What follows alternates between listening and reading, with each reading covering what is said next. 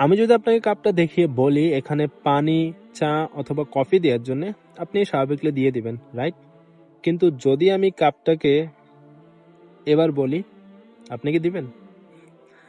দেখুন, আমাদের লাইফে আমাদের ফ্যামিলি ছাড়া বাকি যারাই আমাদের সাথে কানেক্ট হচ্ছে, সবাই কোনো না কোনো স্বার্থে, কোনো না কোনো উদ্দেশ্যে আমাদের সাথে কানেক্ট হচ্ছে। এখানে কেউ বলবে তাহলে ফ্রেন্ড? হ্যাঁ, বলা যেতে পারে হাতে গোনা ২-১ জন যারা কোনো স্বার্থ ছাড়া আপনার সাথে লেগে আছে। কিন্তু সবাই না।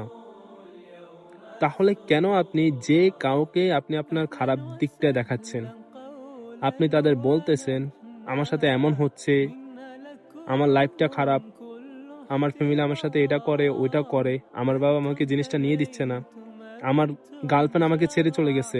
What the hell man? কে ওরা? আপনি ২ সেকেন্ড মজার জন্যে সামান্য সিম্প্যাথি পাওয়ার আশায় যে মানুষগুলোকে আপনি আপনার নেগেটিভ জিনিসগুলো দেখাচ্ছেন, শেয়ার করছেন, তারা কি আপনাকে সান্ত্বনা দিবে? তারা কি আপনাকে কোলে নিয়ে ঘুম পাড়াবে? একদমই না। তারা আপনাকে ধরে টুপ করে গঙ্গা নদীতে ফেলে দিবে।